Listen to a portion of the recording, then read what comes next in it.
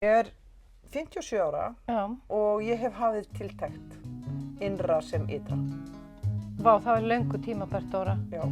Þú ert alveg í rusli, bara alveg eins og ég. Já. Í þessu podcasti ætlum við að byrja bara á bókaskápunum. Já, því að bókaskáparnir segja mikið mann, ekki satt? Jú. Bókaskápurinn spegill sálarinnar.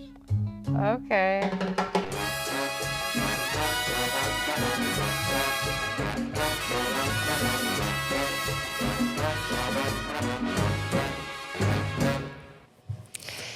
Góðan daginn, góðu hlustendur. Já, nú stendur mikið til vegna þess að í dag fer fram jarðarför. Þáttarins á ég að hendinni, sem hefur verið í stjórn okkar Halldóri nú í rúmt ár. Og hvað komnir margir þættir, Dóra? 70 eitthvað. 70 þættir sem að alla má finna inn á öllum helstu streymisveitum aldur og ævi, og mér þykir gaman að segja frá því að var haft samband við okkur frá Árnastofnun og þeir vilja endilega fá að geyma hlaðvarpið okkar til vitnis hvað að gerast á þessu herrans árið 2025 sem nú nýliðið. En ástæðan fyrir því að við erum að hætta núna eftir 1 ár bara vegna þess að nú ætlum við að fara að prófa að gera eitthvað annað. Og við, Dóra, erum búin að vera í mikilli endursköpun. Allt þetta ár. Við erum búin að vera að endurfæðast til okkar sjálfra. Og læra allskyns nýtt, eins og til dæmis að búa til podcast. Já, við erum búin að læra að búa til podcast, en til þess að ljúka þessu áralanga ævintýri, þá buðum við hingað Margréti Örnólfsdóttur, handritshöfundi með meiru, til að hamingju með Hildi, Margrét, og velkomin. Takk fyrir. Já, Magga var sko að slá í gegn. Mikið var að buðu mér í hennan þá. Já, en sko, Magga, ástæðan fyrir að þú ert búin í þennan þátt núna. Var eitthvað dætt ykkur út? Nei. Þú ert hins vegar eini aðilinn sem ég veit að hefur þekkt okkur báðar frá, við vorum bara dvergar, börn. Og mér langaði dálítið til þess að hafa þig hérna með okkur þegar við slítum þessari vegferð okkar Dóru í bili, hvað sem seinna verður, og vegna þess að þú þekkir okkur sennilega betur En þið sjálfar? Já! Það alveg rétt. Og svo náttúrulega finnst okkur Dóru líka svo gaman þegar að vera að tala okkur. Já, það náttúrulega. Og Dóra hefur reynda meira gaman að því þegar að tala hana heldur en ég þegar að tala mig. Ég hef tekið eftir því. Ég hef samt gaman að því þegar að tala mig, sko. En Nei, ég hef ekki eins gaman að því á Dóra. Nei. En þú mátt bara Ég tala okkur hef núna. eiginlega ekkert gaman að því að fólk að tala mig. Nei, Ég vil einmitt. frekar tala annað. Ok, Já, þá ætla já. ég að tala aðeins þig. Magga Sessa, þetta frænka mín. Ég er búin að þekkja með okkur síðan við erum bara 3-4 ára. Foreldrar okkar drukkum mikið saman. Af því að það voru náttúrulega ekki til neinir barir þegar við erum börn. Þú veist, nema þjóðlíkhúskjallarinn. Þannig að öll drykkja fór fram í heimahúsum. Og foreldrar okkar, þeim fannst Þið gaman borðuðu mikið með. borðuðu mikið mat, drukkur rauðvín sem þótti bara framúrstefnulegt á þeim tíma að fá sér rauðvín með mat. Já, og líka eiginlega bara skrítið. Já. Þetta var bara svona menningarheimili sem notuðu rauðvín. Aðrir drukku bara Þau voru bara vodka. lengra Já, komin. þau voru lengra komin. Þau voru lengra komin, höfðu öll átt heima svolítið erlendis. Og hérna, já, fyrir ykkur sem hlustar, svo kemur Steina inn í þetta mengi. Þið enda þekkist úr þjóðleikhúsinu frá þið eru litla líkari, gegnum mömmur ykkar. Nei, ég kynntist ykkur báðum þegar við vorum að leika saman í Óvitum. Nei, nú ætla ég að leiðrétta þig, Steinun. Því að ég og þú kynntumst, Útfararstjórinn hefur orðið. Já. við kynntumst á Kleppjárnsreykjum, Alveg sem að rétt. vera eitthvað svona leikarahelgi, eitthvað. Alveg rétt. Og Ég við fór vorum með þarna með mömmu. mæðurum okkar og það var þarna hópuleikara. Og þar kynntust við. Það Þá alveg rétt. held ég að þú hefur verið 8 eða 9 ára og ég Og þú mundir 10 eftir henni eða 11 strax. ára. Já. Ég vil að, Þannig, ég vil bara að sá hana þarna í ég vil fyrsta að hlustendur veiti því athygli að ég er yngri en Margrét Miklu og yngri en Dóra. Ég hef alltaf verið yngst, Já, bara þannig að það komið fram. Já. Þannig að ég er svolítið litla En barni. við Dóra er náttúrulega ömmur okkar og systur. Já, þannig að við erum með Við erum svona líka bara, fjölskyldutengst og mömmur okkar er náttúrulega alveg geggja knoll og tott par, sko. Já, ég veit Það er bara að fara á milli hérna opnana og leiksýninga og danssýninga. Já, og sko- það er ekki sá menningaviðburður sem mæður okkar Möggu fara ekki á hér í bænum. Nei, Steinar og hringdi mig í fyrra einhvern tímann og spurði á sunnudegi, sagði hérna, eigum við að hafa svona helg- og dunnudag? Og við fórum á Kjarvalsstaði og fyrsta mannskja sem að við hittum var mamma þín. Nei, ég meina, sko, mæður ykkar beggja, því ég er náttúrulega móðurleysingi og búin að vera móður munaðarleysingi sem ég var 26 ára. þannig að mæður ykkar hafa nú báðar reynst mér vel og ég hef átt við þær báðar góð og gagleg samtöl sem ég hefði sennilega átt við mína mömmu ef að mæður ykkar hefðu ekki verið ef að mamma mín hefði ekki verið dáin eða ég fekk verið því komin hérna en mömmur þínar ykkar alveg frábærar og náttúrulega algjöra fyrirmyndir sko báðurorðnar svona harðfullorðnar og svo vel á sig komnar bara stundar laugarnar og mamma þín kennir tai chi Það eru miklu meiri skvísur heldur en við Já, nei, ég náttúrulega mamma þín Magga Örnáls hefur náttúrulega alltaf verið yfir skvísa mammina Dóru hefur alltaf verið skvísa en mamma þín er náttúrulega bara svona einhver svona super skvísa Já, það alveg svona með algjöra fatadellu og náttúrulega mamma henni hefur alltaf verið í svo fallegum fötum að maður hefur eiginlega vilja ræna þeim utan að þeim alveg síðan voru múlingar bara rífa hann úr þeim það er skrítið að vilja rífa móður vina sinna úr öllum fötunum það er skrítið Já.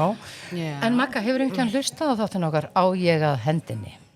Já, ég hef alveg hlustað og ég hef ekki hlustað á alla, hvað sér, 70 eitthvað. Já. Það er skrítið, það er ekki gert. Nei, já, finnst þið það? Nei, finnst það ekki.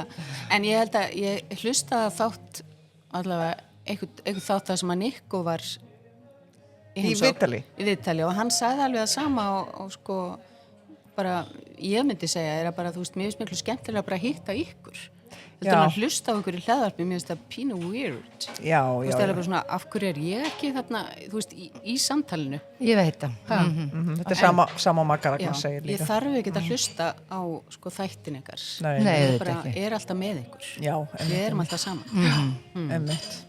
En finnst ykkur að svona einhvern daginn ykkur svik að ég haf ekki hlusta á alla þættin? Nei, skil það svo rosalega vel. Ég er alveg bara, af hverju ættur að nenn að hlusta á þetta hlaðvarp?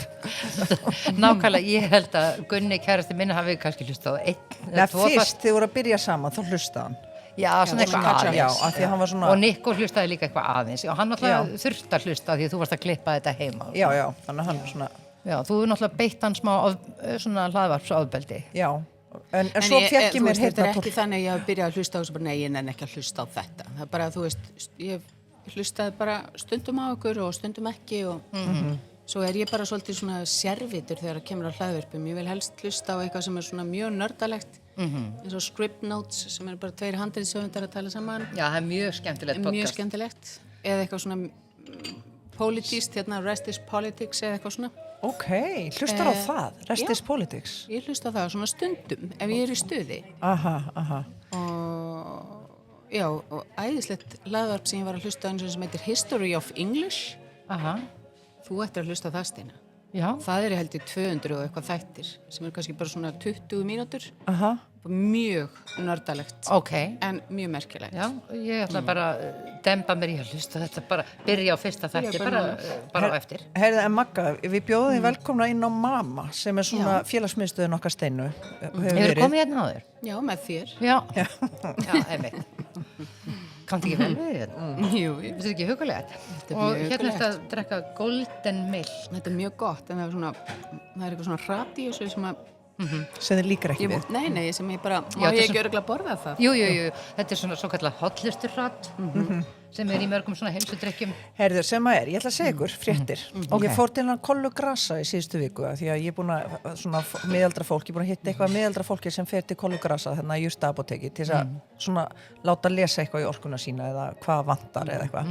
Þar sem hún kostar mér að mig vanta vatn í líkamann. Og og það meikar alveg sens að því ég drekk aldrei vatn því að því meira vatn sem ég drekk því meira þarf ég að pissa og þetta er bara eiginleiki sem ég komir upp sérstaklega á ferðalögum að því ég nenni ekki að fara á klósettið þú veist á ferðalögum en hún sagði bara heyrðu þú er bara komin á þann aldur eftir 50 þá er eldurinn ekki eins lifandi í manni að maður verður svona meira vatn og þarf meiri vökva ég bara kaupið þetta heyrðu ég sem sagt núna drekk agúrku á hverju morgni búin að gera í 1 viku til þess að ég fái svona bombu sem bara akkur á ég að saksa þessa sitja í svona í svona tætara agúrkuna, matvinnsluvél akkur ég gera það, akkur borða ég ekki bara agúrka því ég hef aldrei skilið þessi búst, akkur borða maður ekki bara mat en hún útskýr þetta fyrir mig að það væri gott fyrir mig að fá svona hraðferð í gegnum líkamann, bara vökva í gegnum líkamann þannig að ég er að gera þetta núna Og hvernig líður þér að drekka gúrku, sagði? Vel! Já, þess vegna er ég að segja ykkur þetta Ok, en sagði hún ekkert selju? Ég sagði hann, ég nefndi því ekki því að þá þyrfti ég að kaupa með djúsvél. Þannig ég neita, ég sagði hann að ég er með undirliggjandi Leti. ádröskun og ég vil ekki hreyfa of mikið við sko matræðinu mínu. Þú veist að það þarf að vera bara svo lítið að mér finnst það þægilegt að því ef ég fer að gera of mikið þá fæ ég þráhyggju og þá fer ég í ofát og ég er ekki að segja að ég fara að æla eins og ég gerði því ég var ung kona en þú veist þannig að ég þarf að fylgjast mjög vel með mér, ég má ekki rugla of mikið í matræðinu mínu. Okay, en ég er búin að bæta í gúrku á mótnan, drekka gúrku. Nei, ég meina, er þetta ekki svona sem að maður á að koma breytingum inn? Bara gera lítið í einu? Jú. Er maður ekki að læra það með aldrinum að svona átaksbreytingar eru kannski ekki sniður? Eru þið að læra eitthvað með aldrinum? Já, við Dóra teljum okkur vera sko verk í vinslu. Wow, heyrðu, ég ætla líka að fara í Yoga Nidra því hún sagði við mig að ég næði aldrei að slaka alveg nógu vel. Þannig að hún sagði að ég að læra að fara í, að þegar ég er ekki að gera neitt, að ná að slaka. Og ég bara, held þetta sé bara alveg satt hjá henni. Ég væri til að koma í Yoga Nidra með þér. Já. Þannig að þegar þú ferð... Það er í Vesturbænum. Já, hvað? Það heitir Plóman, er pínulítið jógastöpar við hliðin á Ísbú Vesturbæjar. Ok. Og kostar 3 skall tíminn og ég tek Nikko með mér í dag, ég skal bara taka þið með líka. Klukkan hvað ferði í dag? Klukkan 16:30, þetta er bara einu sinni í viku. Því ég er hjá Kristjáni. Í dag? Í dag klukkan 4. Ok, næsta þriðjudag. Þið farið í þetta, mér líst vel á þetta. Ætlar þú ekki að koma með þetta? Nei, ég ætla ekki að koma með. Heldur að þú þurfir Yoga Nidra í líf þitt, Margrét? Nei, ég held að ég þurfi meira svona örfun. En sko, mig langar líka að æfa bardagalistir. Viltu koma að æfa bardagalistir með mér? Nei, takk, mjög vel boðið, en ég held ég segi nei takk. Ég á mjög erfitt með allt svona skipulagt, sko, þú veist, ég fer í rektina, en það verður að vera bara alveg á mínum forsendum þegar mér hendar. Ég á mjög erfitt með svona skipulaða dagskrá. Vá, ég þarf skipulaða dagskrá. Já. En sko, mér langar líka að segja ykkur smá fréttir. Af því að þó að við, Dóra, séum að ljúka þessari vegferð okkar saman núna í bili og við ætlum að setja þennan þátt í ótímabundi leyfi. Það gæti varðað eilífu. Það gæti orðið til þess að við byrjuðum aftur með einhverju nýju móti eða ekki. En ég allavega ætla að halda áfram að vera með podcast. Og ég er búin að koma mér fyrir út í bæ þar sem ég ætla að taka upp það podcast. Eða eitthvað svona leynistæður? Já, en þá er það. Bara ég ætla aðeins að svona halda þessu hjá mér, en fyrir áskrifundur okkar sem að muni núna heyra þennan síðasta þátt, þá eigið þið að sjálfsögðu að segja upp áskriftinni núna, ef þið viljið, því það verða engir þættir í febrúar. Hins vegar ætla ég að fara af stað í byrjun mars með þætti, þar sem ég ætla að vera ýmist ein eða með gesti. Og þá má búast við því að það verði svona meira þjóðfélagsmál, vegna þess að ég hef brennandi áhuga á þeim og það hefur ekki verið pláss fyrir það hjá okkur Dóru hér. Við bara vildum ekki Þetta er sko mjög hippalegu þáttur hjá. Já, ég veit það. Það er brjálaslega hippalegu. Já. Mér finnst það svo fyrirgefið. Já, þér finnst það svo fyndið. Mér finnst svo fyndið að því að við, þú veist, ölumst upp á hippatímanum.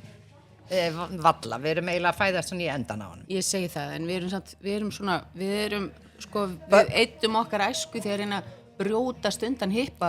Mömmur okkar voru ekki með brjóstahaldara, þú veist. Ég segi það. Já, mamma mín var aldrei hippi, sko. En allavega, mamma þín var hippi. Sætir hippar. Mamma þín var hippi. Já, og foreldrar þínir voru hippi og mamma þín og pappi voru nú kannski ekki alveg hippar. Foreldrar þínir voru hippa. Já, þau voru samt svona lúxushippar. Lúxushippar, já. En ok, þú voru að segja foreldrar þínir voru svona meira cool. Já, þau voru svona hip and cool par. Já, svona arkitekt, það var mjög smart og svona þú veist. Heimi og Möggu varu hlutir allstaðar úr heiminum, heimili hennar var fullt af, var svona alheimsheimur, heimilisheimi.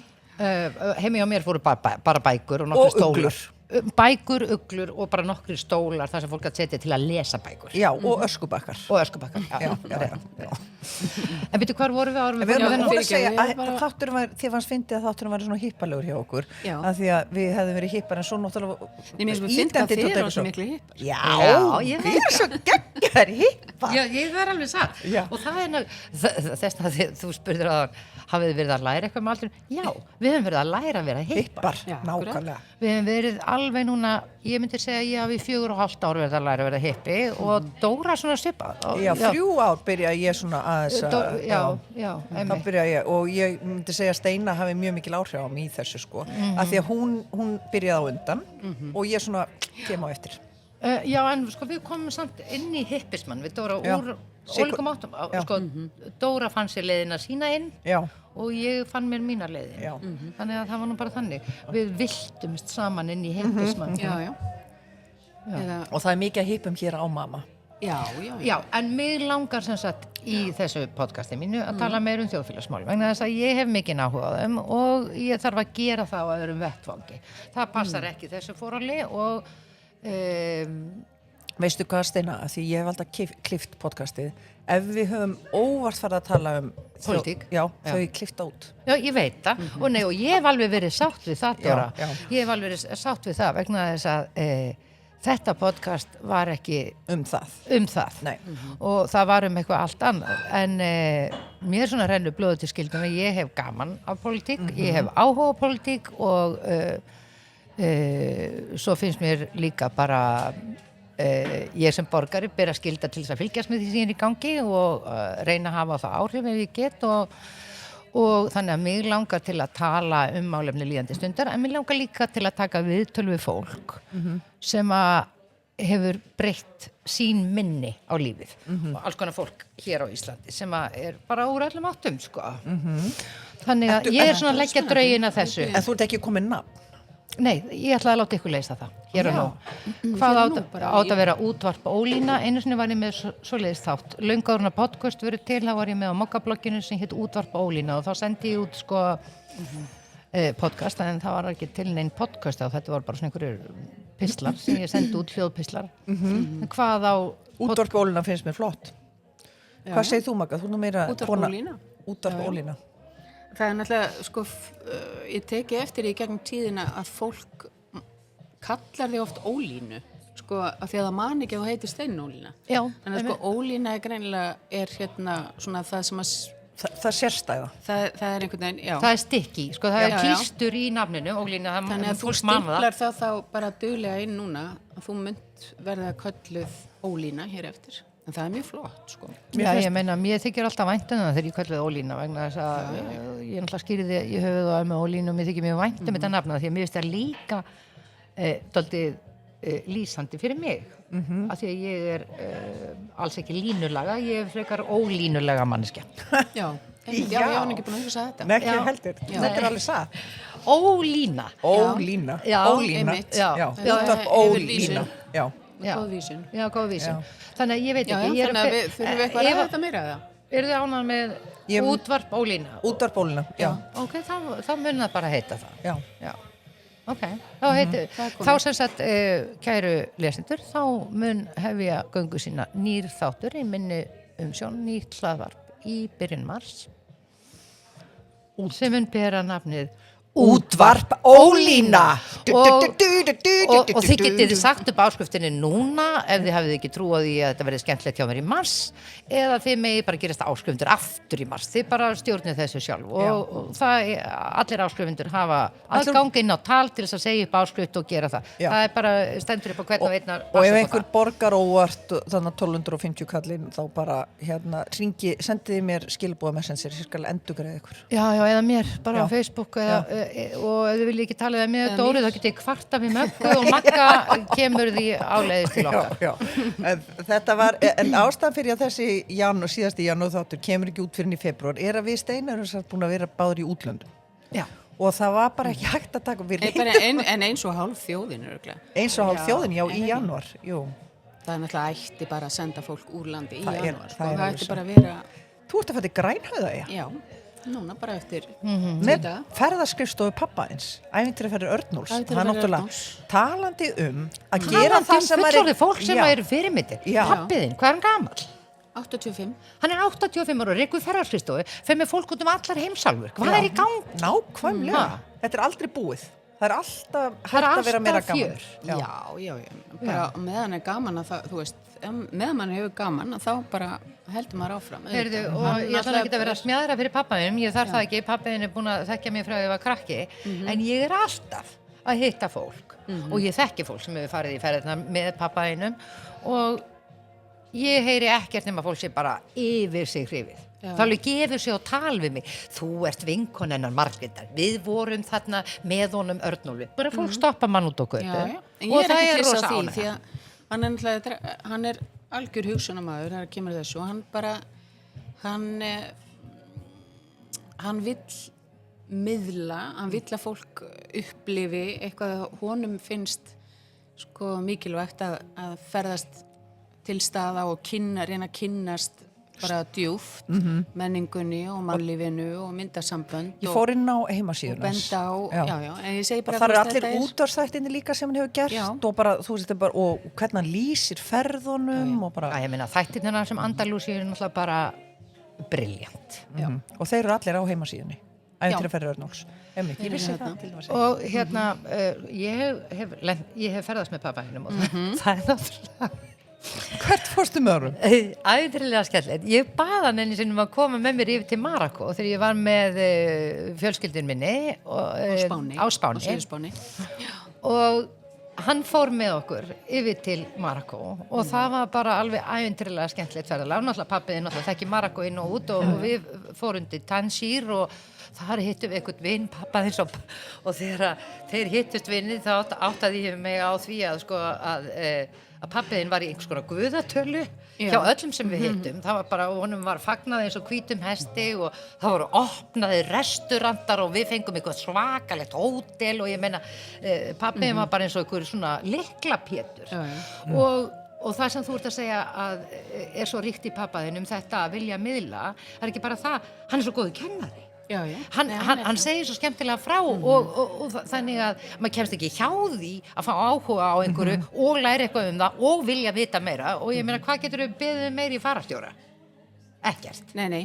Ég hef verið að ferðast með pappa. Ert þú jafngóður fararstjóra pappi? Nei, ég er Þú getur orðið það. Beti í öðru, sko. Eða, þú veist, ég hef verið að fara með honum og hjálpa honum með aðstoðan, en hann náttúrulega bara, þegar hann tekur mikrofónin í rútunni, að þá bara, þú veist, fólk er að kjafta og bara svona, þú veist, eitthvað og maður hefur nú oft verið í rútum þar sem er ekkert sérstaklega skemmtilega leiðsögn, sko. Maður svona bara leiðir það hjá sér, eða þannig. En þegar pappi tekur mikrofónu, þá bara eins og að verið kveikt á Rás 1, bara sem ég komin út af státtur. Já, allir byrja að hlusta. Nei, það er líka bara hann bara talar bara upphaf miðja endir og bara búið að klippa þáttinn það er engin hikkorð og eitthvað svona, það er bara, hann er alveg með þetta á hreinu, þannig að það er alveg aðdánarvert þannig ég lýsi nú aðdán mín á pappa en sko þegar ég fór með pappa í fyrsta skipti til Bali fyrir nokkrum árum og pappi er náttúrulega verið að fara þangað alveg í 10 ár pluss og þá leið mér eins og Línu Langsokki sem að fekk loksins að koma með sko pappa sínu sem væri kóngur á Suðurhafseyjum. Já, það var algjörlega þannig. En þú, býrð þú til ferðir? Ert þú með þetta í þér svona búa til ferðir og ég meina?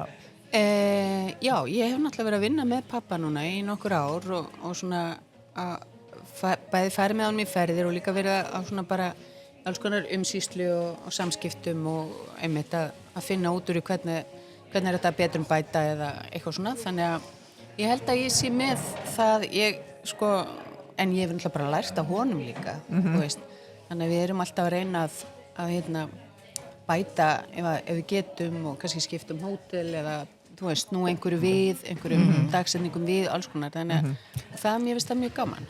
Mamma er sérst búin að fara með honum til Japan, hún er búin að fara með honum til Bali, hún er búin að fara með honum til Vietnam og Kambodíu, hún er búin að fara með honum held ég til Albaníu, já, og hún er að fara og Marokkó og hún er að fara með honum núna til Grænhöfða, mamma er 87 sko. Já, þetta er ekki meðmælið, það veit ég ekki hvað og mamman Stefáns Kons, hún Hulda Karin, kom með okkur, bæði til Bali og Grænhöfða, já, hún og hennar elskulegi unnusti Ragnar, þau hafa ferðast við sem okkur alveg skínandi á hana en eitt verðum við að minnast á meðan pappaði vegna þess að það vita það kannski ekki allir að pappina Möggu var og kvikmyndagerðarmaður líka, gerði bíómyndir í gamla daga, en hann gerði meira, hann skrifaði bækur kolkrabbann. Já, hann skrifaði kolkrabbann og bankabókina. Bankabókina og hann sem sagt tók að sér verk sem að engin annar á Íslandi tók að sér, sem var sem sagt það að útskýra tengslanet valdamesta fólks á Íslandi og setja það, útskýra það fyrir almenningi og pólitíkurinnar og pólitíkurinnar og ættar og valdatengsla á Íslandi til upplýsinga fyrir almennings. Pappiðinn hefur ekki hlotið neinar þakkir fyrir þessa bækur, nema hann auðvitað frá almenningi, en sko það verður hins vegar að hrósanum fyrir hugrekkið, að í jafn litlu landi að gera jafn erfiðu verki skil í 2 bókum áhættusamt og það hefur örugglega verið honum skeinuhænt og hann hefur lagt sjálfan sig og sinn starfsferil dálítið í hættu vegna þess að á Íslandi fólki refsað fyrir að tala opinskátt það sem þó augljóslega spilling og fyrir alla augum og pappiðinn þorði og fyrir það náttúrulega hann náttúrulega bara ultra töffar í mínum augum sko. Og þessar bækur ennþá. Hann þurfti auðvitað að gefa þessar bækur út sjálfur. Já, að sjálfsögðu. Ég meina hvaða útgefandi á Íslandi þú að styggja valdastéttina? Nei, ég meina það bara það. Já. Nei, þetta Þannig að hann var ekki bara hippi, hann var aðgerðarsinni af pappi. Og hann var ekkert mikill hippi. Sko, mamma og pappi voru svona, þú veist, svona hipparlæt, skilur. Já, en pappiðinn var róttækur. Pappiðinn var róttækur. Nei, algjörlega. Og einmitt. Hann náttúrulega miklu róttækari heldur en við allar þrjár. Alla var róttækari en ég. Og ég að verða svo mikil hippi að það eiginlega verið að fara úr mér öll róttækni. Það bara engin róttækni í mér, sko. Nei, þetta en þú veist, þetta nú bara svona, þú veist, lífið fer náttúrulega með mann, sko, hingað og þangað og ef við höldum áfram að tala pappa, þá hefur hann náttúrulega átt bara svona svolítið nýju líf, sko. Ég veit það. Hann finnur sér alltaf eitthvað nýjan vettfang. Og hann einmitt svona dæmið það, og mamma þín raunverulega líka, mamma þín og mæður eitthvað beggja, dæmum fólk sem hefur endurskapað sig, fundið sér nýjan vettfang og farið að gera nýja hluti, bætt einhverju við sig, skiptum starfsvettfang og svo framvegis. Þetta náttúrulega bara skapandi og forvitið fólk og en það þau að ferðast öll ennþá. Það bara En þetta líka kynslóðan sem að sko þau eru nú allavega eins og pappi alltaf sko sjálfstætt starfandi bara meira og minna held ég bara alla tíð og þú veist það kallar á það á bara svolítið mikið dugnað og útsjónasemi og þú veist, þú berð ábyrgð á sjálf, það enginn sem að grípur þig eða ræður því í vinnu eða það bara, þú veist bara skilur þannig að þú berð ábyrgð á þínum tíma og að nýta hann vel af því að þú veist, það enginn að fara að borga þig laun nema þú sjálfur og svona, þannig að þetta þú veist, það þarf svona kannski ákveðna manngerð og líka Ert þú ekki svoleiðis líka? Jú, ég svoleiðis líka. Já, þú veist. Nei, þannig ég skil þetta líka bara mjög vel. Þetta svona, þú veist. Þú bara búin að hvað ertu búin að skrifa marga bækur og þú veist. Já, það var einhver sem baði að skrifa þessa bækur eða? Nei, það baði mig enginn það. Og þú fékkst engin laun fyrir þú varst búin að skrifa þér eða hvað? Ég fekk nú einhver smá starfslaun einhver staðar hérna á leiðinni en nei, fyrsta bóki mín var bara eitthvað sem ég skrifaði sjálf og svo þannig að ég alveg hörmulegt landslag hérna fyrir rithöfunda og bókaútgáfu. Mér finnst alltaf jafn skemmtilegt. Það mjög slæm kjör. Já, ég hef nú aðeins gefið út eina skáldsögu sem kom út þarna 2005-06. Ætli ekki að skrifa aðra? Hún er rosalega fín bókin þín. Steina, ég ætlaði alltaf að koma með bókina þín og ég horfði á hana í bókahillu í morgun og hugsa á ég að taka í fylgd með fullorðnum með mér. Mér varst það of dramatíst og ég hugsaði líka, mér langar ekki að hendinni, þannig að það var algjörlega ástæðulaust að taka hana með. En þetta var frábær bók hjá þér, Stína.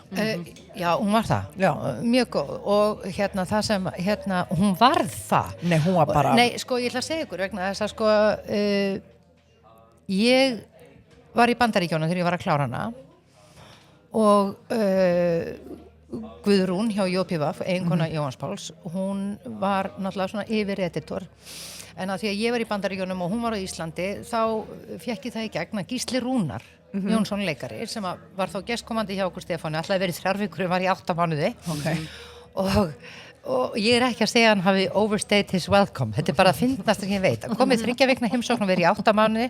Já, ég meina, þú veist, þetta bara ofyndið til þess að segja ekki frá því. Og ég fékk sem sagt heimild hjá JPVF til þess að ráða Gísla sem editor. Og þegar að Gísli kom að verkinu þá voru þetta sko einhverjar 600-700 síður. Og bókin sjálf held ég útgefin hafa nú ekki verið nema kannski 150. Nei, nú meira. Eða kannski 200 síður, eitthvað skiluru. En allavega Gísli, við unnum saman í 3 mánuði og hann var svo harður við mig, hann Gísli. Og hann var svo góður editor vegna þess að sko, þú náttúrulega vannst með honum sem leikstjóra og þú veist að hann gat verið smámunasamur og þegar hann var að þýða þá þýddi hann hverja einustu setningu persóna í verkinu kannski 8 sinnum svo leikarnir þau úrval og þetta verður náttúrulega stundum svolítið óskiljanlega handrit þangað til að leikstjórar eins og þú koma að þeim og reta, þú veist, minnkuðu niður í vinnuform en hann bara fór í gegnum þetta verk með mér bara eins og mentor við nemanda og það var svo gaman vegna þess að hann vildi mér svo vel en hann gaf mér hins vegar engan slaka. Gísli mjög harður við sig og hann var mjög harður við mig þannig að hann sagði hluti við mig eins og þessi kafli mjög ótrúverðugur og óeinlægur, þú getur gert betur og rak mig burt með þá. Svo kom hann og sagði, þessi kafli algjörlega óþarfur og óskiljanlegur. Hentunum. Heyrðu, ég með hugmynd, Steina. Já. Nei, en vitið þið, þetta var svo gott að þurfa að sitja með eigin efni vegna þess að hann tók bara heiðarleika prófið á mig. Skilurðu, í hverju einustu fucking setningu. Vá. Og þetta stundum grenjaði undan honum og ég sko í hjónarúminu þá sko öskraði ég á Stefán hvernig get ég fucking hent honum út, ég bara þolið ekki lengur en svo vaknaði ég á morgnana og við unnum saman alltaf daginn og það var svo gaman að vinna með honum en fyrir vikið bókin góð vegna þess að ég þurfti mikla ritstjórn og mér finnst ég að hafa verið rosalega lánsöm að hafa fengið hana frá svona En ég semst með hugmynd. Já. Sko, þú gætir gefið út klifta útgáfu verksins sem bara eins og Gísli Rúnar fékk það til yfirlestar. Og svo getur þú bætt inn í þetta eintak þessum samskiptum ykkar Gísla. Þannig að þetta verður svona, þú veist, þá sér maður kaflana sem að hann hendi út og samtölin og það sem ykkur fór á milli og þín viðbrögð og þetta. Þetta svona bók sem Gísli Rúnar þurfti að skrifa. Þú veist, hann myndi setja inn myndir og hann myndi setja inn kvót og hann myndi myndskreita hverja blaðsíðu. Þetta getur verið sko bókaröð. Já, en svona, hvað ég var að segja, svona scrapbook, collage art, bókmyndaverk, þetta skemmtileg hugmynd, en ég hef engan áhuga. En ætlar ekki að skrifa fyrir bækur, Stína? Ertu ekki með? Ég hef engan sérstakar ambísjónir í það. Ég alltaf að skrifa. Mér finnst miklu skemmtilegra að skrifa þjóðfélagsmál heldur en fiksjón í augnablikinu. En ég skrifa alltaf fiksjón sjálf, sko, fyrir sjálfa mig en það engin svona metnaður að koma bók út eða, nei, það bara alls ekki, sko. Og ég á alveg nokkur svona einhver handrit af einhverju sem bara alveg eitthvað sem ég geti hugsað mér að halda áfram með einhver tíman en ég alveg frjálsræði, það ekkert svona það liggur meistarverk í skúffunni sem verða, nei, þetta allt sko perishable, má hverfa en sumt hef ég geimt vegna þess að ég hugsa kannski fer ég í þetta seinna skilurðu, en en í augnablikinu þá ég ekki þar. Og af hverju heldur þú hafir haft úthaldi til að klára þessa bók þarna úti? Var það bara því þú hafði tíma eða af því að hann var með þér í rýminu og Gísli? Að þú fékkst... Nei, það var svo klárt að þessi bókaskrif kom bara þörf. Já. Skilur að því það var engin hugmynd á bak við að ég verði að skrifa bók, ég ætla að gerast rithöfund, það var ekkert svoleiðis. Ég bara settist niður og byrjaði að skrifa og svo byrjaðist þetta bara að skrifast sjálft. Og þetta var náttúrulega, þetta var náttúrulega svona einhvers konar bensku saga og ég kallaði þetta skáldæfisögu.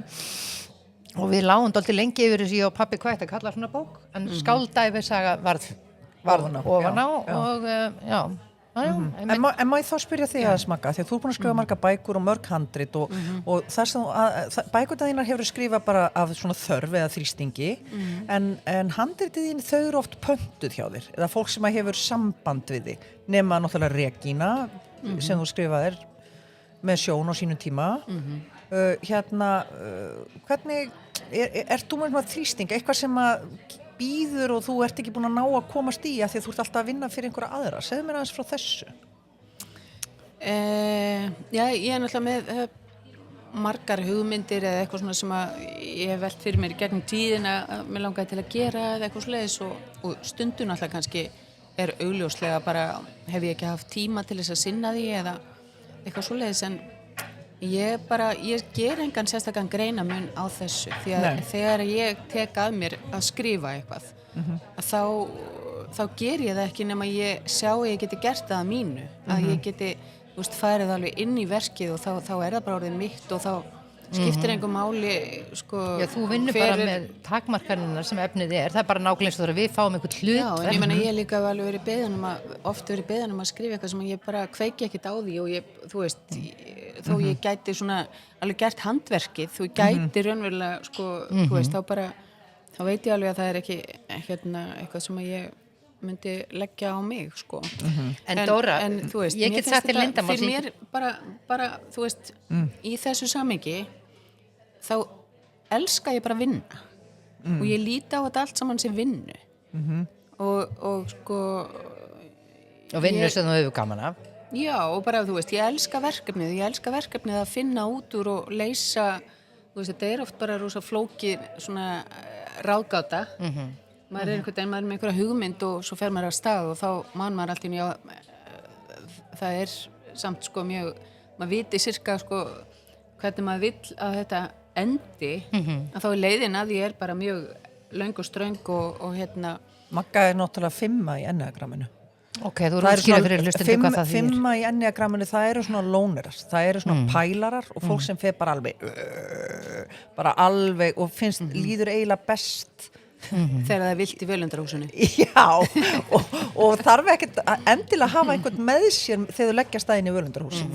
þó þú vita alveg að það er einhver fyrir utan og allt svona þú veist, en þetta eru pælarar sko. En Dóra, ég ætla samt að segja fréttir en samt enga fréttir að því við getum ekki sagt það en við Magga erum aðeins að vinna í einhverju sem gæti hugsanlega orðið kvikmyndaði sjónvarpsverkefni og við getum ekki sagt hvað það er en það er ógeðslega spennandi og við erum aðeins svona plotta í kannski að skrifa eitthvað saman eða að gera eitthvað saman og við erum svona að skoða möguleika við nefnilega, ég og Magga höfum reynslaði að vinna saman ég held betur ég fekk heimild á sínum tíma til að ráða hana með mér þegar ég var ráðin til þess að stýra sjónvarpsþætti hvað heitir þetta? Á milli himins og jarðar og þá var Magga handritshöfundur með mér og mín hægri hönd og skrifaði allan þáttu með mér og þá manst eftir ég Magga við og vorum að leika okkur að því að skrifa komedi fyrir íslensk leiksvið við vorum byrjaðar að leggja draugin á svona farsa sem að gerðist í sumarbústað út á landi og mér finnst svo leiðilegt að því mann hvað mér fannst þetta óðbáslega fyndin hugmynd með gullklósettið með gullklósettið, það var ýmislegt mjög fyndið þarna, það var sem sagt fólk komið saman á svona ættaróðali og gera upp einhvers konar dánarbú það var farsinn og ég held að við ættum að fara að snúa okkur að því að finna þennan farsa og ég held að þetta hafi verið mjög fyndið hjá okkur Magga, brjótast inn í gamlar tölvur og líka kíkja á þetta af því að nú okkur skella á alheimskreppa og þá vitum við hvað fólk vil það vil kabaretta gullklósett, söngaða og skemmtanir og musical og gamanleiki. Vá, hvað ég hlaka til. Já. Ég ætla að taka þátt í því. Ég ætla að búa til kabarett. En Dóra treysti fyrir mér, Magga, að hann langar að fara í klustur. Og þá treysti ég, já, hann langar í klustur í þögn. Ég hitti einhvern daginn sem hafði farið í klustur til þess að vinna, eða svona... Kristín Gunnlaugs, náttúrulega myndlistakona var í klustri. Já, í gamla daga. Það var einhver sem ég hitti bara mjög nýlega, sem var nýkomin úr einhver svona klustur, ekki innlögn, heldur svona bara að þau verið í klustri. Ok. Og ég sagði bara, nice. Já, akkurat, sko, þegar Dóra sagði þetta var ekki svona skyndilengun Ég held að ég var í... bara að hugsa að það sé ekki, þú veist, einhvern veginn sími að ringja og enginn sem en ég held þarf líka, að tala við. sjáum allan trillingin, tölum aðeins pólitík, allan trillingin í heiminum núna og bara það sem maður sér í fréttunum og maður er búin að sjá það í sjónvarpsþáttum og maður hugsa bara, er þetta veruleiki eða er þetta alvöru að gerast? Ég finn að ég dansa svona á milli, vil ekki trúa þessu, þú veist það sem er að gerast. Og þá hugsa ég í morgun, eina leiðin til þess að bjarga sér í gegnum þetta samt er hugleiðsla að maður eigi allavega stað inn í sér þar sem er rólegt. Já, ég held, sko, ok, þegar allt er brjálað. Var þetta of hippalegt fyrir þeim? Já, það er bara leið að fórst að tala um hugleiðsluna. Nei, sko, þegar allt er brjálað í heiminum og bara ástandið er eins og það er og búið að vera núna í svolítið tíma, þú veist, þetta er besti jarðvegur fyrir sköpun og mannsandan, að rækta mannsandan og bara kjark. Þú veist, það er bara versti tíminn fyrir eitthvað, þú veist, sko, þegar allt er gott og þegar það er mikið velmegun og svona, þá deyja listirnar. Já, það er alveg rétt, sko. Það verður svona værukærð og leti og einhvern veginn. Já, ég meina bara muni hvernig þetta var stemningin hérna rétt fyrir hrun, það var svona menningarlegt svona svolítið dekadens þá líka, en þetta virkar eiginlega alltaf öfugt á mig þegar það er svona einhvern veginn óvissu ástanda, þá finnst mér svona ég verða sterkari, sko, einhvern veginn. Já, en ég treysti mér í að bara já, sko ástandið í heiminum truflar mig ekki tilfinningulega þó það sé kaotist og ég er alveg sammálaðið, Dóra, að þú veist, það skiptir miklu máli að bara halda sönsum í gegnum alls konar rugl og ég var einmitt að hugsa daginn og ég skrifaði bréf til sjálfar mín. Ég er sem að lesa það fyrir ykkur ef ég finn það. Já. Af því það var nákvæmlega það hvernig ég get lifað þessa tíma. Og ég var bara að hugsa bréf til mín, já, hérna ég setti þetta. Ég sendi sjálfur mér bréf. Hvernig finnst ykkur það? Jú, hérna. Nú setti ég smá stef á. Eins og þáttur sé að vera búinn, hann er ekki að vera búinn, sko. Ég bara ítti orðið að taka hann. Þú veist, þetta var allt í lagi. Hvað er það að býða til að stefið búið? Það er búið. Nei, ok. Ok, ég ætla að lesa fyrir ykkur bréf til sjálfar mín og Margrét út hérna gagnrýnandi og útfararstjóri. Ok, heimurinn sem þú þekkir er að breytast og svo heimsmynd sem þér var kennt að reiða þig á er óðum að molna í sundur. Engum einum er að kenna, þetta er ekki vegna þess að einhver brást og þessi þróun verður ekki leiðrétt af einhverjum betri leiðtogum, betri reglum eða nýjum valdboðum. Slíkir tímar eru einfaldlega á enda, held ég. Ekki leita því annað eftir huggun, leyfisbréfum eða björgun. Engar stofnanir, ríkisstjórnir, sérfræðingar eða fjöldarhefingar munu bera þig eða aðra á höndum sér í gegnum það sem koma skal. Að bíða eftir slíku er að forðast staðreyndir. Hver maður er ábyrgur fyrir sér? Steinunólina, þú ert ábyrg fyrir þér. Ekki svo að tíma þínum orku í að áfellast kerfi eða leika fórnalamb aðstæðna, það veikir sjálfa þig og fjötrar þig við hluti sem virkar ekki lengur. Þegar grundvallakerfi falla, eins og við sjáum gera núna, og við sjáum það líka gerast hérna bara á heimavelli, heilbrigðiskerfi, skólakerfi, félagslega kerfi og svo framvegis, lifa þeir af sem geta hugsað skýrt. Geta tekið sjálfstæðar ákvarðanir og verið staðfastir þrátt fyrir ringulreiðina í kringum sig. Haltu róðinni. Treystu eigin hyggjuviti, hlustaðu eftir því sem að þér finnst. Leitaðu inn á við áður en þú leitar í fjölmiðla, álit annar eða felur þig í hóphyggju. Hóphyggja er svona þegar eitthvað kemur upp og allir bara, já, þetta er svona og bara svona er þetta og fólk bara hugsar ekki neitt hina hliðina. Eina valdið sem þú skal hlýða er þinn innri kompás. Ok, þetta er kannski hljómatóldi hrókafullt, en ég bara hugsa, ég get ekki að opna dagblöð í dag og treyst því að það sé eitthvað í dagblöðunum endilega alveg satt og rétt. Ég get bara lesið fréttir og reynt að meta út frá mínu hyggjuviti hvað er. Ok, svo held ég hérna áfram. Þetta eru umróta tímar, umróti fylgja umtalsverðar breytingar, sættu þið við það óttalaust og án eftirsjár eða fortíðarhyggju. Skilurðu? Ekki, það var allt betri í gamla dag, ég nenni ekki að vera það. Nei, við erum ekki Þú þarft ekki að lagfæra verölduna, Steina, þú þarft aðeins að standa upprétt í heiminum. Sýndu aga, reyndu að vera heiðarleg við sjálfa þig, gerðu það sem er rétt og enginn og ekkert sýni þér vingjarnlegheit eða stuðning. Hvernig veistu þetta? Þegar öll er botnin kvöld er enginn sem þú getur fyllilega treyst á nema þú sjálfur. Svona er þetta fyrir allar manneskjur. Farðu að vinna í þeim áræðanleika núna. Að treysta mér, sem sé. Aðeins þegar þú veist hver þú ert og stendur traust í sjálfur þér, getur þú raunverulega stutt aðra. Þetta skrifaði ég í bréfi til sjálfur mér mín 12. janúar. Já, bara núna í byrjun árs. Ok. Hvað segirðu, ritstjóri Margrét Örnólfsdóttir? Ég held að sé ekki þetta mótmæla neinu þarna, þetta er bara allt hérna mjög skynsamlegt og svolítið svona eins og sért komin í predikunarstól í einhverju lítill kirkju. Já, yfir sjálfur mér. Já, ég veit það. En sko, nú höfum við vinkonurnar marga fjöruna sopið og langt komnar með að bara svolgra upp heilt úthaf. Já. Þú veist, við erum bara búin að ganga einmitt saman sem betur fer, bara átt hérna hverja aðra að alla hana tíma og ganga saman í gegnum súrt og sætt og stundum verið bara rosalega gaman og stundum bara ekki á gaman og stundum bara alls konar áfull og svona einhverjar áskoranir. En hérna það er líka bara lífsreynsla og það er líka bara lífið.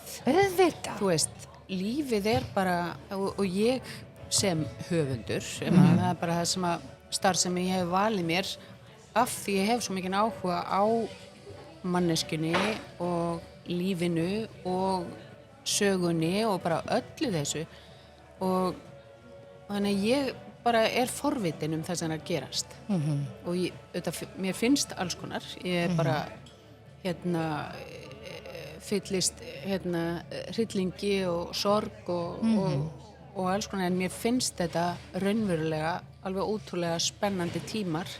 Þeir eru það. Og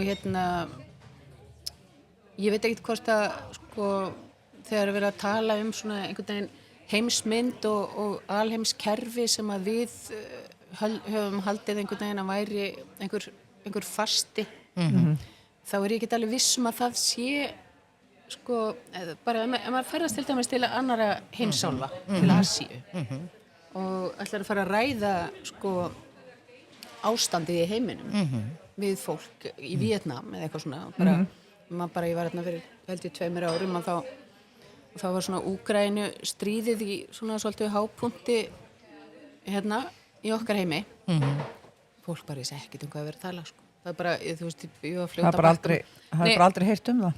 Já, kannski eða, þú veist, ég er ekki að tala þetta að vera fáfrátt fólk, þetta bara, þetta kom þetta var ekki aðkallandi mál þarna, en það voru alls konar annað sem að þau eru að díla við. Þannig að við erum alltaf stundum, sko, höfum mjög gott að því að fara bara langt í burtu og átt okkur á því að... Langstærsti hluti mannkyns er ekkert að pæla í Donald Trump. Það er bara þannig. Já. Skilurðu? Þó að hann sé mikið í fréttum hérna í Vesturheimi, þá er náttúrulega bara stóru hlutar heimsins sem eru bara ekkert að pæla í alheimspolítikinu og er bara að pæla í allt öðrum hlutum, sko. Nei, En kannski Bandaríkin náttúrulega hafa ákveðna sérstöðu. Þau eru bara því miður ráðandi og hafa verið það mjög lengi í alheimspólitíkinni, alheimskerfunum. Það eiginlega ekki til neitt starra. Já, en ég að segja að það bara stór hluti mannkins sem að fylgist ekkit svona með fréttum eins og við. Nei. Skilurðu, og lætur þig... En þú veist, fyrir mína pasta, bara mér finnst frábært að sjá hvernig Evrópa verðist vera aðeins að hysja upp sig og ég held að bara á endanum... Já, hvernig sér þið það vera að gerast? Já, endanum, nú fer Dóra að klippa út. Já, ég veit. Nei, ég ætla ekki að klippa hana þátt. Nei, hún er alveg slökun, Dóra. Þetta má verða bara eins pólitískt og þegar þú veist, loksins, skilurðu, einhver svona mótstafa að verða til í Evrópu og þetta, þú veist, ég sé fyrir mér að það geti þjappa fólki saman, þú ert komin með svona bara fáránleika alveg, sko, og þessa miklu aggressjón. Já, þetta eru stór skemmtilegt að fylgjast með þessu, að horfa á þetta ofvaxna stjórnlausa barn, forseta Bandaríkjanna, bara ganga fram eins og búli, eins og hann gengur. En ekki bara hana, það er miklu ógeðslegra fólk, eða kannski ekki hægt að vera miklu ógeðslegra, en það er eins og þessi Stephen Miller og svona, það eru týpur sem að maður náttúrulega bara, mann situr hljóðan, sko. Já, það er náttúrulega búið og maður bara séð í bíómyndum, maður hefur séð þetta í öllum sjónvarpsþáttunum, maður hefur séð þetta alls staðar. Íttu vond og svo þeir bara ég sá þessa seríu, hvaða seríu var þetta aftur? Skilju, þú veist, þetta svona Ríkisstjórn Bandaríkjanna bara eins og úr Marvel-mynd. En þá fór ég að hugsa, vorum við með því að skrifa allar þessar sögur, vorum við þá í raun að búa til framtíðina? En sko, saga þernunar Handmaid's Tale. Já, Handmaid's Tale, já. Sko, Margaret Atwood. Eru þú búin að horfa hana? Já, ég segi bara... Já, ég sá fyrstu 3 seríurnar, held ég. Já. En ég meina, við erum bara höfum verið að horfa á þetta núna í raunveruleikanum. En ég einhvern tíðan las í viðtal við Margaret Atwood, það sem að hún sagði frá því að hún hafi verið spurð einhvern veginn, eða hún hafði allavega sagði frá því að allt sem að í bókinni, það var svona, hún var bara með eina reglu þegar hún var að skrifa þetta, að allt sem hún setti í bækurnar, þú veist, allt sem að gerist væri eitthvað sem að hefði gerst sko, einhver staðar. Já. Þannig að það er allt sem að byggt á raunveruleika. Já, allt byggt á raunverulegri vonsku eða raunverulegri og bara, sko, athafnir sem að að það hefðu einhver staðar átt sér stað einhver tíma. Þannig að Handmaid's Tale náttúrulega, það er náttúrulega bara makalaust bara tímasetningin þegar Handmaid's Tale kom út. Skilurðu, af því að það bara einhvern veginn kallaðist á við tímana. Þetta var mjög magna hvernig listin stundum bara, sko, hún bara kemur og sker lífið, skilurðu, og expósar það og sýnir það einhvern veginn í rauntíma, eins og raunverulega gerðist þarna með þessu sjói. Maður fara að sjá svona alls konar hluti í bandarísku samfélagi sem voru bara að kallast á við þetta og það var mjög óglegt. Sko. Og skáldskapurinn er náttúrulega góð leið oft til þess að kryfja raunveruleikan, af því að þar fáum við einhvern veginn að skyggnast svolítið bak við tjöldin og við fáum að skyggnast inn í sálarlíf og skoða og standa í hreinleikanum af samt sannleika sem er til. Já. Þú veist. Einmitt. Þú veist, eins og að leika, maður er aldrei meira maður sjálfur en þegar maður er að leika. Nei. Af því að þá stígur maður inn í einhvern hreinleika, eitthvað element sem maður finnur og er alveg reyna að vera í pure essence af því, sko. Mér langar svo Magga að þú endir á því að segja lesendum aðeins frá okkur þegar við vorum litlar. Já, þetta er náttúrulega jarðaför. Þetta er jarðaför og nennir að byrja því jarða okkur litlar. Þá leita maður til baka til upphafsins. Já. Sko, ég tel svo ætla ég að koma á Dóri í klípu. Ég tel mig náttúrulega alveg bara einstaklega heppna eða bara farsæla að hafa átt ykkur sem vinkonur nú fyrir ég að gráta. Já. Nei, ég meina, ef að þú veist og þið eru náttúrulega ennþá bara bestu vinkonur mínar. Það er alveg ástæði fyrir því að ég er ekki búin að henda ykkur. Já, takk. Henda ykkur. Já. Og við ekki þér. Nei, þannig ég bara, mér finnst við hafa einhvern veginn á að skapast ofsalega djúpstæður kærleikur og ég man eftir mér frá því ég var 2 ára og ég man alveg hvernig mér leið þegar ég man fyrst eftir mér og mér finnst ég vera nákvæmlega sama manneskja en ég var þegar ég var pínlítil. Ég sé ekkert hafa breyst frá því ég var 2-3 ára. Satt. Inn í mér. Já. Það bara, þetta sama, alveg sama. Nei, ég meina það...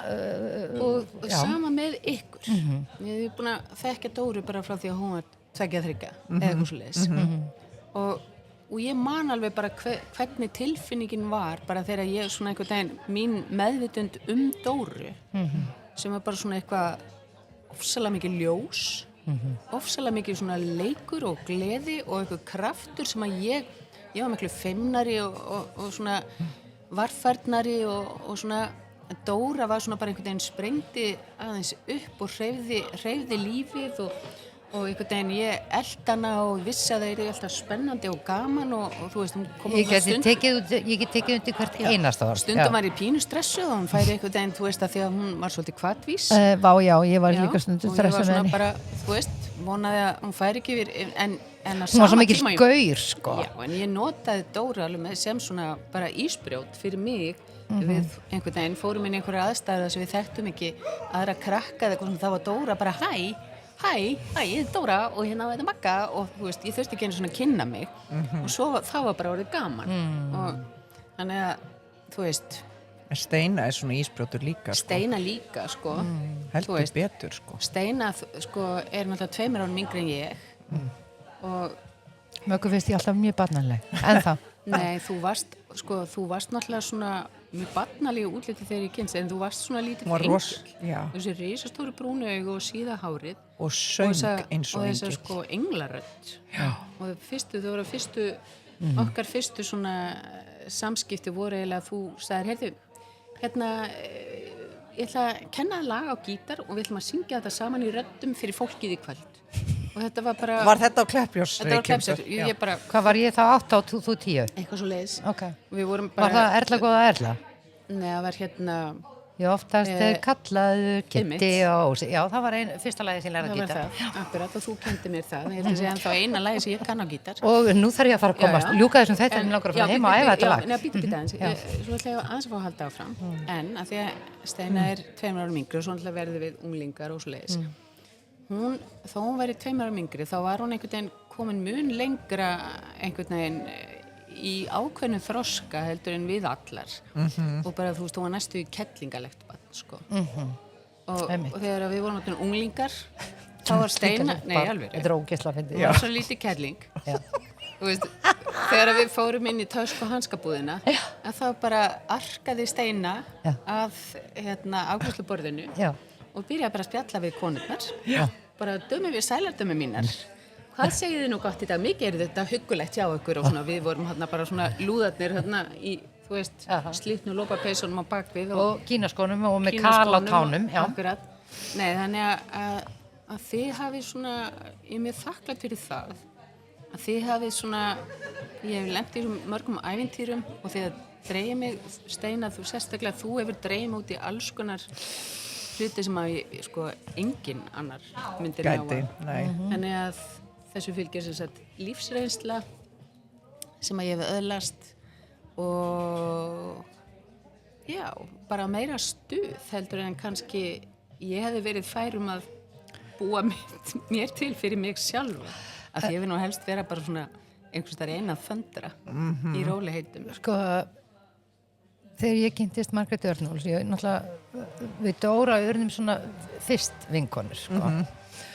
Svo þegar ég fór að kynnast Magga Örnól, svona auðvitað í gegnum Dóru, það var svona my entryway into Magga var í gegnum Dóru. Og Magga var náttúrulega aðeins eldri og þú veist, ég fann alveg fyrir því þegar við vorum að leika saman í Þjóðleikhúsinu að svona ég var krakkinn í hópnum og ég var svona dálítið mikið að berjast fyrir því að fá að vera með ykkur og svona eins og maður gerir þarna. En það var ég dálítið svona einmana í mínu hverfi og mínum skóla. Og alls ekki hornreka en eitt slíkt og svona átti fullt af kunningjum og vinum en hafði ekki alveg fundið svona my crowd.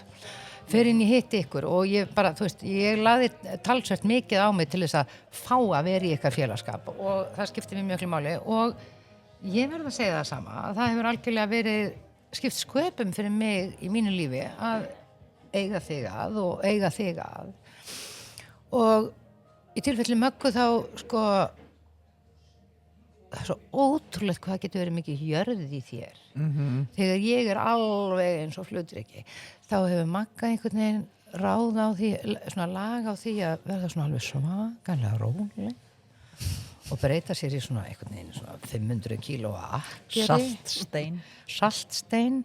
Og hún segir svona, já, Steina mín, já, en má hugsa þetta svona eða hinsegin og þú gerir þetta líka, Dóra, og þið hafið oft sko hjálpað mínum kvikahuga sem svona, þú veist, intensífur og stundum of hraður og of mikil hvatvísi, þið hafið oft bjargað mér til þess að svona finna svona aðeins balans í mér og finnum við þetta, hvað bara ógeðslega skemmtilega. Ég ætlaði að segja við Möggu Örnóls að þegar ég kynntist henni, þetta var alveg hræðilegt sko, vegna þess að Magga Örnóls, hún gerði allt vel.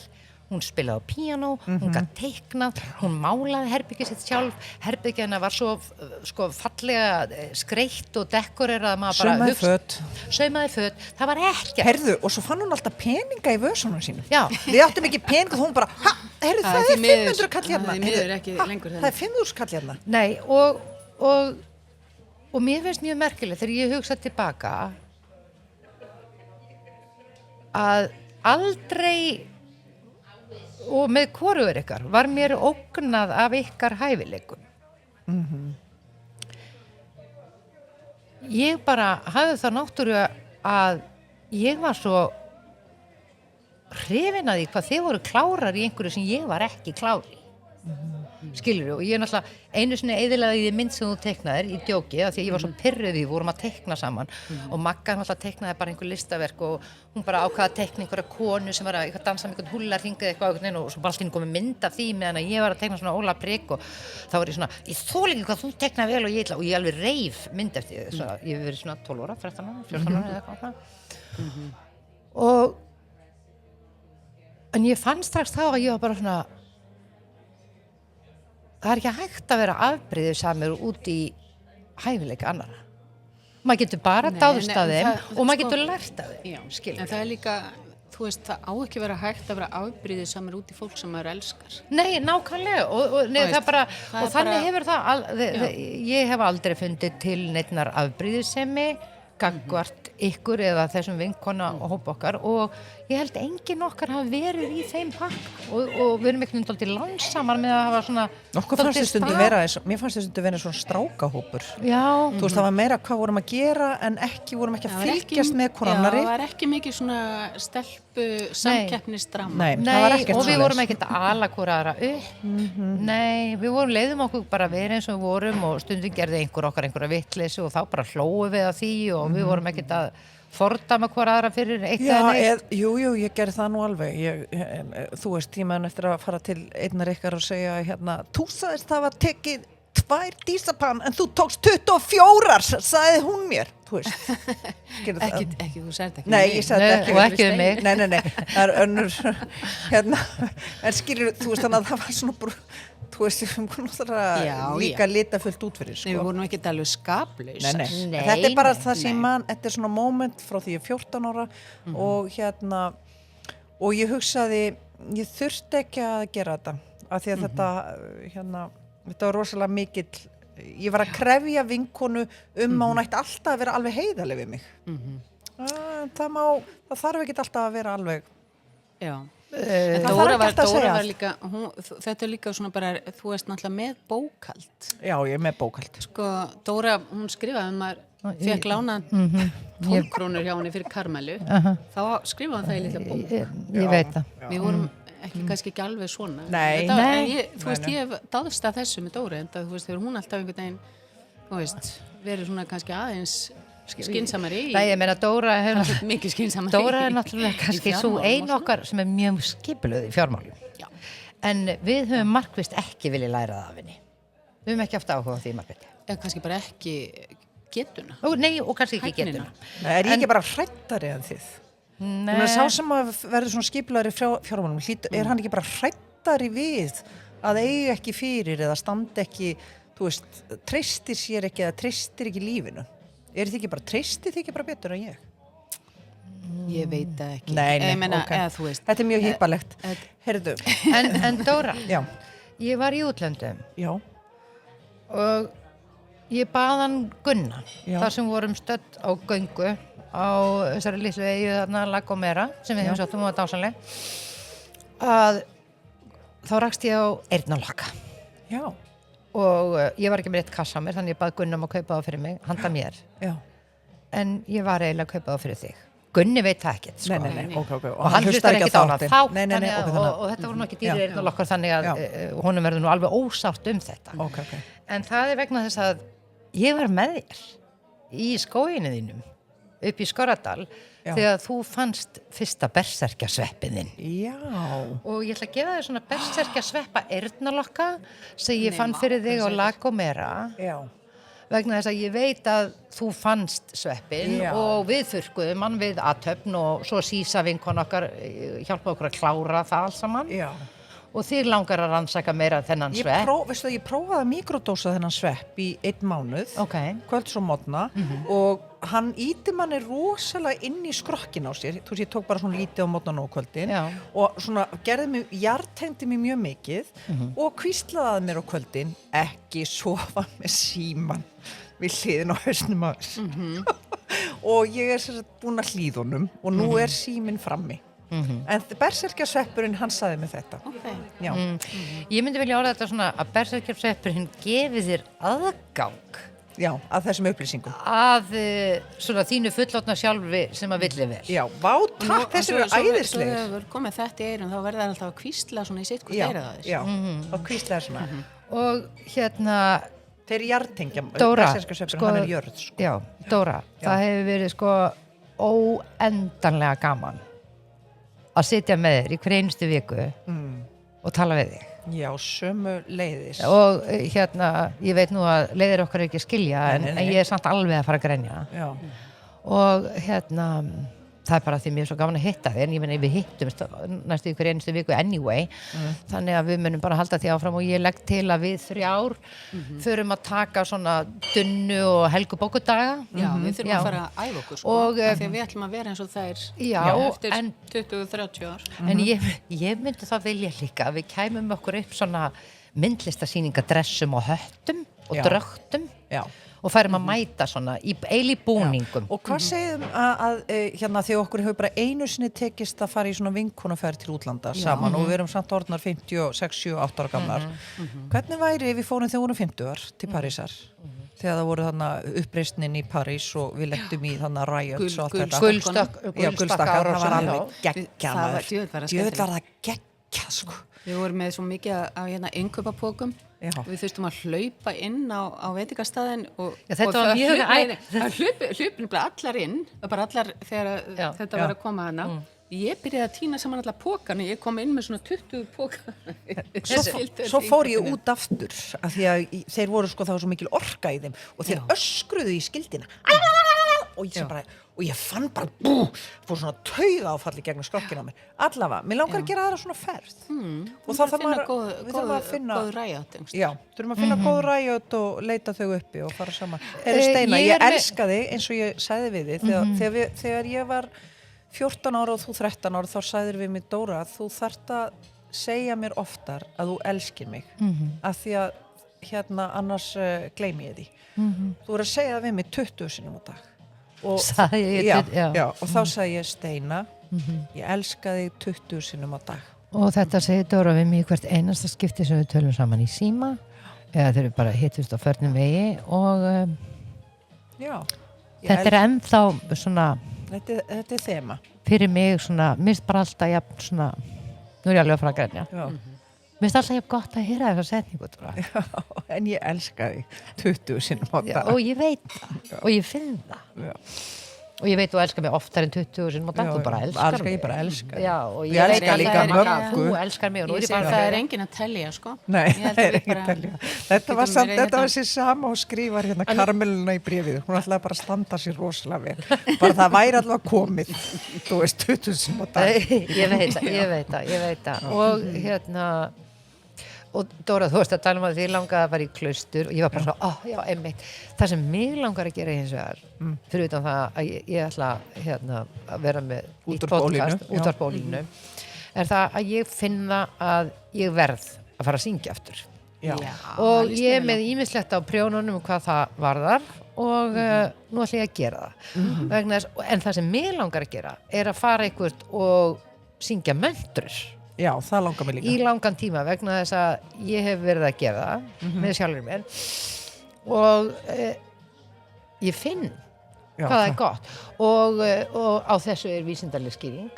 Það er bara einfallega vegna þess að það er bara vísindalega sannað að þegar við erum að syngja með röddin okkar þá bara er sko víbrasjónin sem fer í gegnum líkamann við það að syngja. Hún hefur svo heilandi og góð áhrif á líkamann og ég finn það að þegar ég syng og get bara komist inn í það mót að syngja að þá kemst ég inn í þessa ró sem að ég er alltaf að leita að þannig að ég þarf að finna einhverja leið til þess að fara aftur að syngja og svo hef ég líka bara mjög gaman að möntrum og skilja þær bera saman þýðingar á þeim og svo þýði ég þær fyrir mig þannig að ég skilji þær þó ég sé að segja eitthvað á sanskrít af því að náttúrulega það skilur enginn maður þannig að já, ég þarf að finna þessu ég er reyndar að stofna hljómsveit Já, þú ert að stofna hljómsveit ég er að stofna Ég kem á tónleikana Nei, ég held þú sért í henni Já, ok En þú mynd bara þurfa að koma með saxofónin og bara þú og blokkflautuna þú þarft ekki að klippa neitt þú þarft ekki að gera Nei, bara mæta og vera í spacinu og verður í spacinu og situr með okkur þannig að bara allt er þetta Margrét, þú getur þurft að vera í þessari hljómsveit líka af því að Magga er náttúrulega líka tónlistamöður það er ekki bara hún getur skrifað handrit og gert allt mögulega ég þrái sko að fá að spila eitthvað annað heldur vanalega eins og ég hef reynt að plugga þessu en með þeramínið, ertu búin að fá þér þeramín? Mjög góð á sleðaflautu ég á þeramín, eða með þeramín heima Þú mátt spila þeramín og sleðaflautu Já, ég getur með svona gesta innkoma þetta er kannski ekki öllum lögum sem það hendar þetta er svolítið svona Já, þú veist með þeramín, sleðaflautu og kannski 2-3 önnur hljóðfæri sem þú getur hugsað að læra á Já, ég veit þú verður bara kortir að læra nýtt hljóðfæri þannig að bættu bara við þess mörgum hljóðfærum og þú mátt vera með þau öll í hljóðfærinu minni Sko, en þetta hérna þessi jarðaför hérna hún er náttúrulega bara ávöxtur sem að þú veist fellur til jarðar og það er alltaf fræ í ávöxtinum sko. Þannig að þetta er jarðaför til þess að eitthvað nýtt geti fæðst Algjörlega Hringar á lífsins Já, þannig að þetta er ekki bless þetta er halló Þetta er algjört halló og ég held að það sé ógeðslega góður endir á þessum þætti og ég held Dóra við að þakka Já, öllum sem eru búin að hlusta Já, og bara öllum góðu kveðjónum sem við fengið og öllum yndislegu samtölunum sem við átt við fólk sem hefur hlustað á þáttinn okkar Það hefur verið gott og gefandi að fá feedback á það sem maður er að gera Það er það alltaf af því að allt sem maður gerir, maður vill að einhver taki við því, ekki satt Já, þess vegna voru ég einmitt Þetta er bara allt samveruna þess vegna þegar þú last áðan og sagðir eini mælinu sem er kompósin er innra með manni og svo fer maður í samtal kompósin þú veist að því að oft en það skrifaði hún bréfið til sín en svo las hún það fyrir okkur þannig að þá erum við komin